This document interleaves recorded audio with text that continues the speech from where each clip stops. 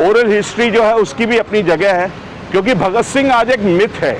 Myth इसलिए कि हर एक देश के नागरिक में भगत सिंह है, वो एक लार्जर देन लाइफ पिक्चर बन चुकी है आज की डेट में, पर उसके विचार क्या है जिससे वो जाना जाएगा, ये सबसे मूल बात है। ये सारी बात आपसे शेयर करेंगे। तो मैं आज आपसे ये कहूँगा कि आज की वॉक में हम मॉन्यूमेंट देखने के बजाय ना, जैसे कहते हैं गंगा जमुना सरस्वती, तो गंगा और जमुना की दो धार तो हो, जिसमें हमारा देश के अंदर बहुत सारी आज की डेट में खतरे में है कि दो सभ्यताओं का मिलन जो है, लेकिन सरस्वती जो है वो एक तरीके से देखा जाए तो आपकी अंतर्मन में बहती हुई धारा का नाम है सरस्वती। तो भगत सिंह के विचार जो हैं, बहुत सारी बातें आपसे और उनकी रियल राइटिंग्स में से मैं आपसे शेयर करूंगा कि आज हम भगत सिंह को याद कर सकें। भगत सिंह ने जो लिखा है वो एक बहुत बड़ा राइटर था। खैर उस जमाने में सभी राइटर थे, चाहे गांधी की बात करें, चाहे अंबेडकर की बात करें, चाहे जवाहरलाल नेहरू की बात करें, जितने भी लोग थे सब लेखक थे पहले। तो अभी हम यहाँ से शुरू करते हैं, खाने के बाद पहुँचते हैं, फिर वहाँ से हम इसका शुरू।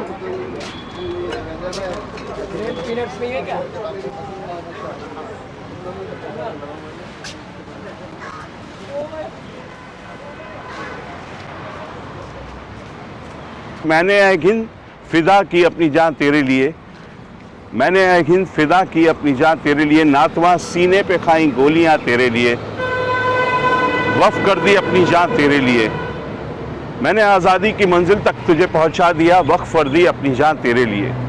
तो इस के साथ मैं, क्योंकि चाहे वो महात्मा गांधी की शहादत हो, चाहे वो भगत सिंह को लटकाया गया हो, इन लोगों ने अपनी जान से परे जाकर इंसान की वैल्यू की है, और इंसानों में भी वैल्यू की है उन मजदूरों की, उन किसानों की, उन बिल्कुल जो आम लोग हैं उनकी। तो भगत सिंह कौन था? आज की इस वॉक के अंदर भगत सिंह के ख्यालात क्या थे? भगत सिंह हिंदुस्तान के कौन से ऐसे पहलू नहीं है जिस पे उन्होंने सोचा?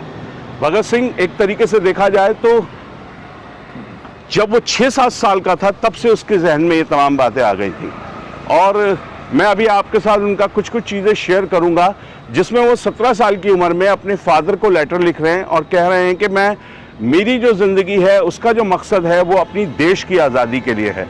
और वो दौर ऐसा था कि जिस दौर में भगत सिंह पैदा हुए, क्योंकि लोगों के अंदर अपने देश के प्रति जज्बा था, और ये देश क्या है? देश लोगों से मिलकर बन रहा है, और लोगों के साथ जोड़ने के लिए वो तमाम उन पहलुओं पर गौर कर रहे थे कि जो पहलू जो हैं हमारे आज़ाद हिंदुस्तान में कैसे होंगे। स्कूलों के अंदर भी इस तरह की चीज़ें इवॉल्व हो रही थी कि जहाँ पर हम अपने देश के प्रति जो है ना, लोग, बच्चों में एक जागरूकता है। आज अगर हम देखें तो 17 साल की उम्र में ये बातें नहीं आएंगी, पर 17 साल की उम्र में वो अपना ये ख़त जो है लिख रहे हैं।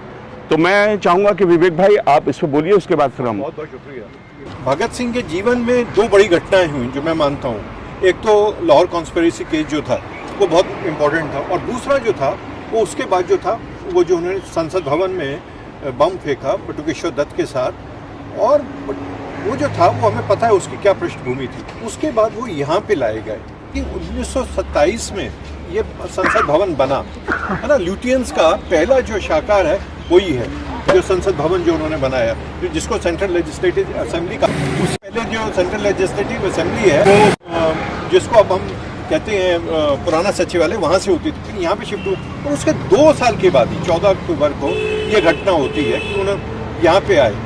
लेकिन बड़ी दुख की बात कहनी पड़ रही है मुझे कि यहाँ पे इस पुलिस स्टेशन में उसका FIR आपको नहीं मिलेगा, है ना। उसका FIR नहीं है ना, उसका FIR नहीं है। FIR एक्चुअली उर्दू में था, उस टाइम उर्दू में ही होता था 70s तक, तो उसकी भाषा भी उर्दू ही होती थी। लेकिन चलिए, हमें उर्दू हिंदी से मतलब नहीं है कि FIR नहीं है ना। और वो कहते हैं कि साहब संग्रहालय जाइए। तो ये जो लोकेश भाई ने बोला, अपने फादर को पत्र लिखा, मुझे लगता है जो उनका 17 साल की उम्र में बहुत ही इंपॉर्टेंट ऐसे आ गया था, जो उन्होंने अपने पंजाब में भाषा और लिपि के सवाल पे लिखा था, है ना। और वो उन्होंने हिंदी में लिखा। भगत सिंह उर्दू, हिंदी, इंग्लिश और संस्कृत भी जानते थे। आपको पता होगा कि भगत सिंह सिख परिवार के थे, लेकिन उनका परिवार आर्य समाजी था, है ना। पंजाब में आर्य समाजी परिवारों की भी रिवायत है, तो आर्य समाजी परिवार संस्कृत जानते हैं। जब वो 17 साल के थे और वो मतवाला में छपा उनका वो एस्से था, तो मतलब आप समझिए 17 साल में जब 12th में आदमी होता है वो इस तरह के आर्टिकल लिख रहे थे, है ना। वो इस तरह के आर्टिकल लिख रहे थे। तो मुझे चूँकि संसद भवन में तो हम नहीं जा सकते फॉर सिक्योरिटी रीजंस, तो ये यहाँ पे भगत सिंह आए थे, बटुकेश्वर दत्त आए थे। तो और ये मैं एक चीज़ कहना चाहता हूँ कि जो 8 तारीख को उन्होंने रामनाथ स्टूडियो में उन्होंने फ़ोटो खिंचवाई, कश्मीरी गेट में वो ठहरे थे, और वो रामनाथ स्टूडियो कश्मीरी गेट में जो सेंट जेम्स चर्च है उसके पास ही उन्होंने फ़ोटो खिंचवाई, और वो पहली फ़ोटो हमें मिलती है जिसमें वो हैट में है ना, जो हम फोटो देखते हैं वो हैट में है ना। रामनाथ स्टूडियो अभी 20 साल पहले तक था, अब नहीं है, वक्त के साथ चीज़ें बदलती हैं, तो अब वो स्टूडियो नहीं है रामनाथ स्टूडियो। तो वो फ़ोटो मैंने देखी हुई थी, उनसे लगाई हुई थी, तो ये और वो उनके साथ 1-2 लोग और थे, वो फ़ोटो खिंचवाई। तो मुझे लगता है कि लोकेश भाई कश्मीरी गेट से उस टाइम आते वक्त वो टांगे पे ही आए होंगे संसद भवन। उस टाइम ना गाड़ियाँ होंगी ना किसी तरह की जो चीज़ थी। आज की वॉक के अंदर बार बार भगत सिंह की राइटिंग के ऊपर मैं फोकस जरूर करना चाहूँगा, है ना। ये भगत सिंह ने जो लिखा है, उनकी लेखनी के अंदर क्या क्या बातें हैं। वो एक ज़बरदस्त इंसान रहा, मतलब 6-7 साल की उम्र में उसने जो है ऐसी ऐसी किताबें पढ़ना शुरू कर दिया, और वो सब किस लिए पैदा हो रहा था, देश के प्रति मोहब्बत के प्रति, और इस देश की मोहब्बत से उसके जहन में ये तमाम चीज़ें आ रही थी। 17 साल की उम्र में जब वो अपने फादर को लेटर लिखते हैं, नौजवान मैं थोड़े अंश पढ़ूंगा, ज़्यादा चीज़ें नहीं पढ़ूंगा। नौजवान भारत सभा लाहौर में घोषणा पत्र उन्होंने किया 1928 में। शहीद भगत सिंह ने और भगवत चरण वोरा ने नौजवानों विद्यार्थियों को संगठित करने का प्रयास 1926 में शुरू किया। तो मैं आपके सामने पेश करना चाहता हूं उसके छोटे से अंश। क्या इस बात को साबित करने में कोई, देखिए कितना क्रिटिकली सोच रहे हैं 17 साल का एक लड़का, और वो जो ये लिख रहा है नौजवान भारत सभा लाहौर का घोषणा पत्र 1928 में। क्या इस बात से साबित करने के लिए कोई प्रमाण जुटाना पड़ेगा कि अपनी उपजाऊ भूमि और खानों के बावजूद आज भारत सबसे गरीब देश में से एक देश है, और भारत को अपनी महान सभ्यता पे गर्व कर सकता था। आज बहुत पिछड़ा हुआ देश है, जहां साक्षरता का अनुपात केवल 5% है। उस जमाने में कह रहे हैं, क्या लोग ये नहीं जानते कि भारत में सबसे अधिक लोग मरते हैं, और वहां के बच्चे मौत का अनुपात दुनिया में सबसे ऊंचा है। प्लेग, हैजा, इन्फ्लुएंजा, इसी प्रकार की अन्य महामारियां आए दिन की व्याधियां बनती जा रही हैं। क्या बार बार ये सुनता हुआ सुशासन के योग्य नहीं है, एक अपमानजनक बात नहीं है? क्या ये तौहीन की बात नहीं है कि गुरु गोविंद सिंह, शिवाजी और हीरा सिंह जैसे शूरवीरों के बाद भी हमसे कहा जाए कि हमसे अपनी रक्षा करने की, हमें अपनी रक्षा करने की क्षमता नहीं है? ये बातें वो उस जमाने में कह रहे हैं। और आगे कहते हैं, हमने ये सब नहीं देखा, हमने ये सब नहीं, कुचला कैसे जाता है, हमने ये सब नहीं देखा। उस भारत में जहाँ द्रौपदी के सम्मान में रक्षा में महाभारत जैसा युद्ध लड़ा गया, वहाँ 1919 में दर्जनों द्रौपदियों को बेइज्जत किया गया, उनके नंगे चेहरों पर थूका गया। क्या हमने ये सब नहीं देखा? क्या ये सब मौजूद व्यवस्था का संतुलन है? क्या हमें महसूस करने के लिए कि हम गुलाम हैं, हमें आज़ाद होना चाहिए, एक दैवी ज्ञान आकाशवाणी की आवश्यकता है? ये तमाम धार्मिक अंधविश्वास और कट्टरपन हमारी प्रगति के सबसे बड़े बाधक हैं। उस जमाने में कह रहे हैं, धार्मिक अंधविश्वास और कट्टरपन हमारी प्रगति के सबसे बड़े बाधक हैं। वे हमारे रास्ते में रोड़े साबित हुए हैं, और हमें उनसे हर हालत में छुटकारा पा लेना चाहिए। जो चीज़ आज़ाद विचारों को बर्दाश्त नहीं कर सकती, उसे समाप्त कर देना चाहिए। और इस प्रकार की बहुत सी कमजोरियां हैं जिन पर हमें विजय पानी चाहिए। हिंदुओं का दकियानूसी कट्टरपन, मुसलमानों की धर्मांधता तथा दूसरे देशों के प्रति लगाव, और आम तौर पर सभी संप्रदाय के लोगों का संकुचित दृष्टिकोण आदि बातों का विदेशी शत्रु हमेशा लाभ उठाता रहा है और उठाता रहेगा। इस काम के लिए सभी समुदायों को क्रांतिकारी उत्साह वाले नौजवानों की आवश्यकता है। देश को तैयार करने के लिए भावी कार्यक्रम शुभारंभ इस आदर्श वाक्य से होगा, क्रांति जनता द्वारा जनता के हित में। दूसरे शब्दों में 98% के लिए स्वराज। स्वराज जनता द्वारा प्राप्त की गई नहीं, बल्कि जनता के लिए भी। ये एक बहुत कठिन काम है। यद्यपि हमारे नेताओं ने बहुत से सुझाव दिए हैं, लेकिन जनता को जगाने के लिए कोई योजना पेश करने, उस पर अमल करने के लिए किसी ने भी साहस नहीं किया है। विस्तार से गए बगैर हम इस दावे से कह सकते हैं कि अपने उद्देश्य की पूर्ति के लिए रूसी नवयुवकों की भांति हमारे हजारी में मेघावी नौजवान अपना बहुमूल्य जीवन गांव में बिताना पड़ेगा। वो समझा रहे हैं उस वक्त कि हमें गांव में जाकर तरक्की करनी पड़ेगी, जो गांधी कह रहे हैं, और लोगों को समझाना पड़ेगा कि भारतीय क्रांति वास्तव में क्या होगी।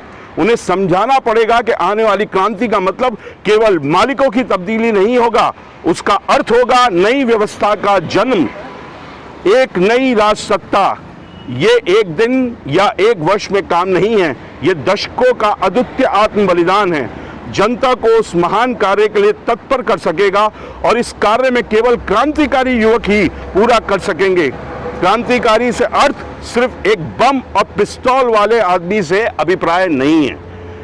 अभी पहला हिस्सा है कि बम और पिस्तौल वाले आदमी से अभिप्राय नहीं है। उनका बम और पिस्तौल पे क्या था, हम आगे बात करेंगे कि वो तमाम भगत सिंह किस रूप में सोचते थे, भगत सिंह की सोच क्या थी, स्टूडेंट्स के बारे में उनका क्या था, अगले कदम पे देखेंगे। ये वही जेल है जिसमें भगत सिंह बंद हुआ। जी जी, इसी जेल में बंद हुए थे भगत सिंह। ये थाना भी उन्हीं ने बनाया था। ये है वो तस्वीर। जी पढ़ेंगे तकी साहब? हाँ पढ़िए जरा। ये जो है ये है 52 524 एक उसकी जो रजिस्टर है। ये इसी जेल में बंद हुए। अच्छा, अभी यहाँ रखा क्या था इस जेल में? अप्लाई रिपोर्ट और इसमें थोड़ा मिटा है। हाँ ये हाँ, ये FIR कहते हैं। तो मेरे ख्याल से जो है ये उस वक्त ऊपर का हिस्सा जो है वो मिटा हुआ है और नीचे ये इतला निस्बत जुर्म काबिल दस्त अंदाजी पुलिस रिपोर्ट, ये पुलिस रिपोर्ट है जी, ये उर्दू की। हाँ, रिपोर्ट शुदा ज़ेर दफ़ा 164 है, 164 54 है मेरे ख्याल से, 54 लगता है, 154 मजमुआ ज़ाब्ता फौजदारी। तो फौजदारी का मुकदमा उनके लिए दर्ज किया गया और ये थाना यही है आपका दिल्ली का, ज़िला दिल्ली, थाना न्यू दिल्ली, ज़िला दिल्ली, नंबर 113। तारीख़ और वक्त जो है ये आपका लिखा है वक़ू, ये तारीख़ थोड़ी सी दिख नहीं रही है, लेकिन तारीख़ और दो यहाँ पर दिख रहा है, यहाँ नीचे वाले में दिखता है कि तारीख़ और वक्त रिपोर्ट 8/4/19 होगा। 1929। नाम और सुकूनत इतला हिंद मुस्तगीस, ये मुस्तगीस जो है लिखा जाता था पहले इसमें उर्दू में जो है, ये आज भी लिखा जाता है जैसे ताजीरात हिंदी वगैरह। मुख्तसर कैफियत जो है उन्होंने लिखी है कि ये कम इनके पर जो दफ़ा लगाई गई है, ये ज़ेरे जो लाल वाला लिखा है ये मिट गया है, ज़ेरे जो हिरासत लिखते हैं ना, हाँ, और इसमें जो है माल कुछ लिया गया हो, और बाकी ये फिर मिटा हुआ है। और रवानगी की तारीख़ उनकी ये लिखी है 9/4/1929। 9/4/1929, यानी 8/4 था यहाँ पर और 9/4 की इनकी यहाँ रवानगी है। नंबर 4 जो है जाए वकूफ़ फासला थाने से, और वहाँ जो है ये और कुछ थोड़ा बेटा है। नंबर 5 जो है नाम और सुकूनत मुलजिम, ये इनके पर जो दफ़ा तय की गई होगी, कार्रवाई मुताल्लिका तफ्तीश जी, बकेश्वर दत्त आ गया ये। हाँ, ये बकेश्वर दत्त है, नाम सुकूनत मुलजिम बकेश्वर दत्त, बकेश्वर दत्त, हाँ बकेश्वर दत्त। और जैसे विवेक शुक्ला जी ने अभी बताया था बाहर, तो अब ये नंबर 6 इन्होंने दिए जो इनकी रिपोर्ट में जो तय करेंगे, ये नंबर हैं सारे। कार्रवाई मुताल्लिका तफ्तीश, अगर इतला दर्ज कराई गई, कुछ तौक़िफ़ हुआ है, यानी जो तय करता है, जो डिले हुआ है, जो मौक़िफ़ बोलते हैं ना, कुछ तो तवक़्क़ुफ़ हुआ तो उसकी वजह बयान की जाएगी। दस्तखत जो है यहाँ पर हैं, ये दस्तखत आपको दिखते हैं, और ये ओहदा फिर नीचे जो है इब्तिदाई इतला पीछे दर्ज करो। तो ये थाने ने इन्होंने जिस पुलिस स्टेशन में हम लोग खड़े हैं, तो यहाँ पर इनकी ये रिपोर्ट दर्ज है, और यहाँ पर जो है कुछ और मिटा हुआ है। अब ये नोट इनके यहाँ नीचे आ गया है, इसके नीचे लिखा हुआ इतला के नीचे इतला व हिंदा के दस्तखत। हिंदा कहते हैं उसको, जो उसका नाम नहीं लिखते हैं, लेकिन जो मुलजिम होता है तो वो उसके हिंदा के दस्तखत। अच्छा, हाँ, हिंदा और जैद ये बोलते हैं, हिंदा और जैद बोलते हैं हमारे यहाँ, कि दस्तखत या निशान अंगूठा होना चाहिए। और अफसर ने जो तहरीर की है उसकी इब्तिदाई इतला के दस्तखत बतौर तस्दीक होने चाहिए। अब ये बाकी जो है बहुत कुछ मिटा हुआ आपको दिख रहा है, इसको शूट कर लीजिए। और नीचे ये दस्तखत दिख रहे हैं, और ये भगत सिंह का फोटो है जो उनके गांव का है, जेल में थे। और ये लाहौर जेल की फ़ोटो है उन, हाँ। और ये जो है वही आपका जो वारंट अभी रंगीन साहब ने दिखाया था, तो डेथ वारंट है। और इसी थाने में जब हम खड़े हैं, भगत सिंह की बहुत सारी बातें हमें ऐसे दिखती हैं, हमें हैट वाले भगत सिंह दिखते हैं, लेकिन अगर आप भगत सिंह को देखें तो उनकी एक तस्वीर दिखती है जिसके अंदर उनकी आधी फटी हुई जो है ना नीचे की पजामा दिखता है। तो उनका ऊपर का कोट का वो नहीं था, उन्होंने उसको फाड़ के आधा इधर से अपना बना लिया था। तो और वो आखिरी वक्त पे जब मरने के लिए जा रहे हैं तब भी किताब पढ़ते हुए जा रहे हैं। तो आप अंदाजा लगाइए कि वो शख्स जो है ऐसा हैट और ये सब कुछ मैचो टाइप, या हमारी फिल्मों में जैसे अजय देवगन तमाम चीजों को दिखाया गया है, उस पॉइंट से इसको ना देखें। इस पॉइंट में वो आदमी के जैसे पहला एक मैंने आपके सामने विचार पढ़ा, ऐसे बहुत सारे विचार हैं जो मैं आपके सामने में शेयर करूंगा कि जिसके अंदर भगत सिंह के वो रूप दिखाई देते हैं कि उनके अंदर रियल मायने में देश की आजादी के लिए सपना क्या था, क्या चल रहा था, जिसके लिए उन्होंने अपनी जान जो है वो भी वक्फ कर दी। तो इसी लॉकअप में भगत सिंह को बंद किया गया था। मतलब ये कहा जाता है कि आज तो संरक्षित होगा अब। हाँ, एएसआई द्वारा। अच्छा, मैं आपको ना एक भगत सिंह का बयान सुनाना चाहता हूं। कोर्ट में जो उन्होंने बम काट सेशन कोर्ट में जो बयान दिया, वो क्या बयान दिया, इससे उनकी बहुत सारी बातें क्लियर होती हैं, वो मैं आपको सुनाना चाहता हूं। थोड़े से 5 मिनट लगेंगे मुश्किल से आपको। 1929 में भगत सिंह बटुकेश्वर दत्त द्वारा असेंबली में बम फेंकने के बाद 6 जून 1929 को दिल्ली के सेशन जज मिलॉर्ड मिडिल्टन की अदालत में दिया गया ऐतिहासिक बयान, उस पर गौर कीजिएगा। हमारे ऊपर गंभीर आरोप लगाए गए हैं, इसलिए ये आवश्यक है कि हम भी अपनी सफाई में कुछ शब्द कहें। हमारे कथित अपराध के संबंध में निम्नलिखित प्रश्न हैं। क्या वास्तव में असेंबली में बम फेंके गए थे? यदि हां तो क्यों? नीचे की अदालत में हमारे ऊपर जो आरोप लगाए गए हैं वे सही हैं या गलत?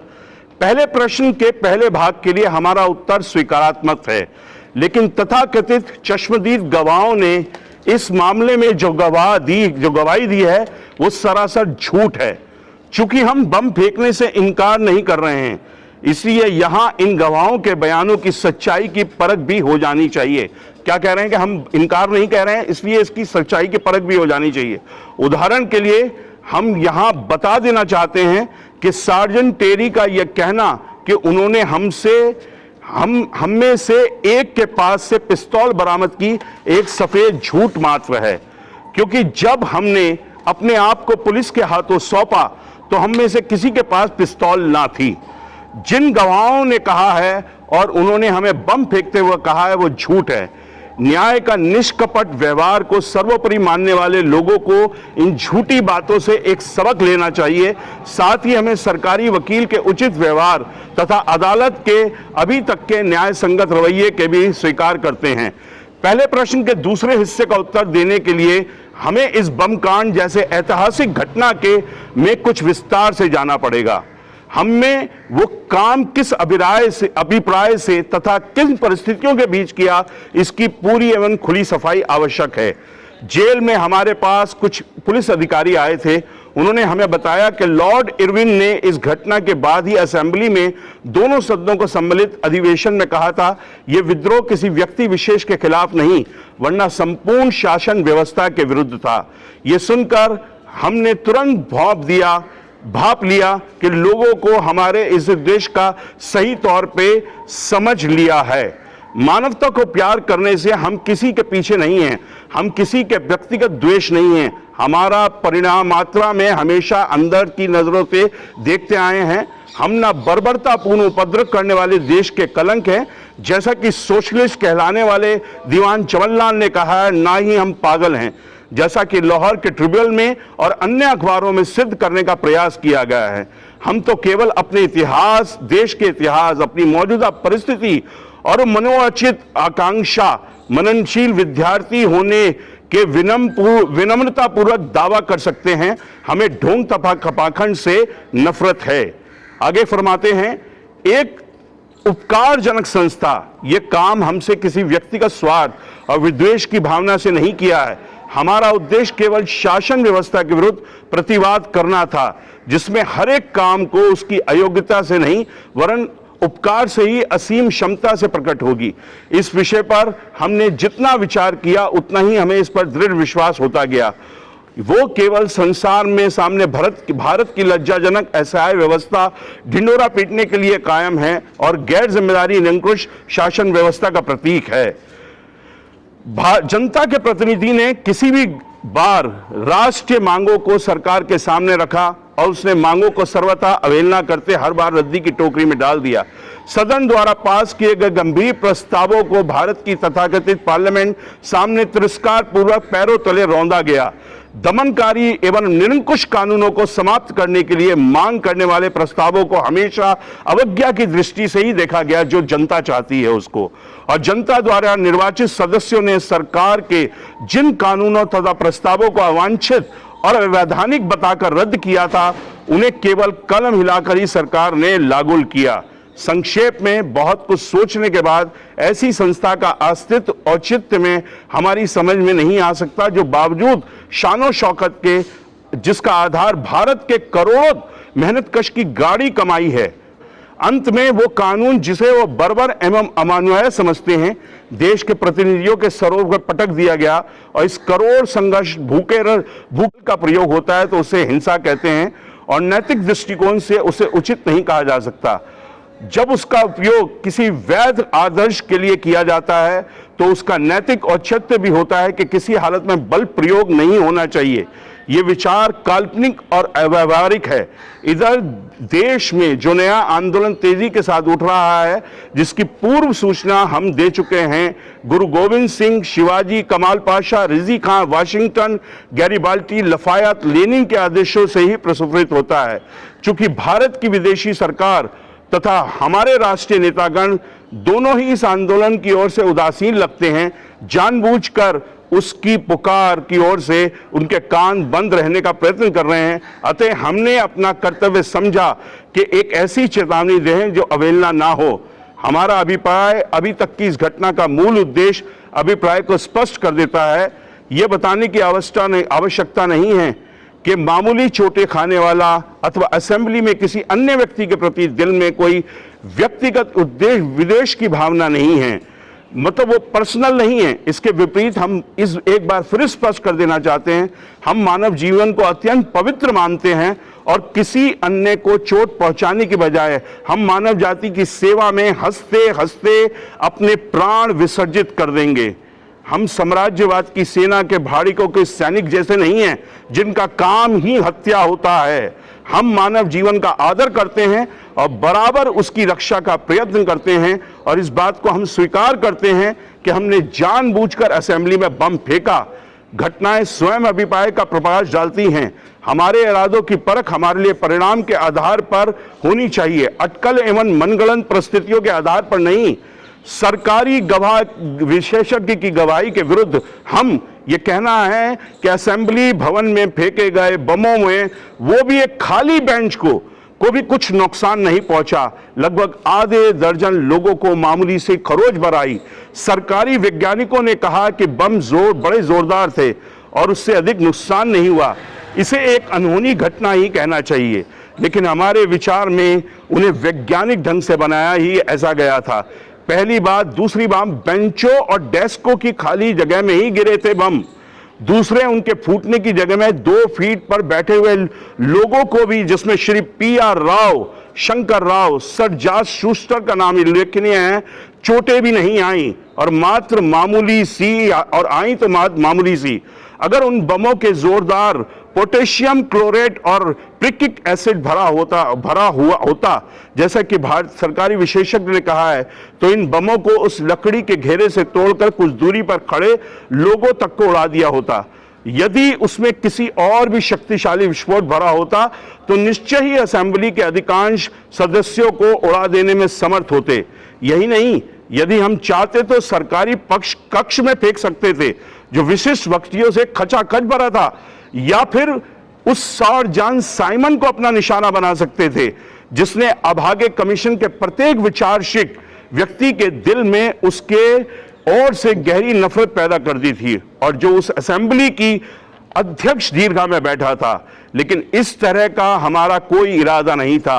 हम बमोस ने अपना उतना ही काम किया जितने के लिए उन्हें तैयार किया गया था। इसके अनहोनी घटना यही थी कि वे निशाने पर था, निरापद स्थान पर ही गिरे। ये हमारे दिल्ली शहर के बहुत बड़े वकील थे, आसफ अली साहब, बैरिस्टर। ये उन्होंने लिखा था, आसिफ अली बैरिस्टर। है ना। इस बात को हमें, हाँ, आसिफ अली बैरिस्टर। है ना, ये उन्होंने लिखा था। और उनकी जो वाइफ है अरुणा आसफ अली, हम जानते हैं 42 की हीरो थी और दिल्ली की पहली मेयर भी थी 1956 में।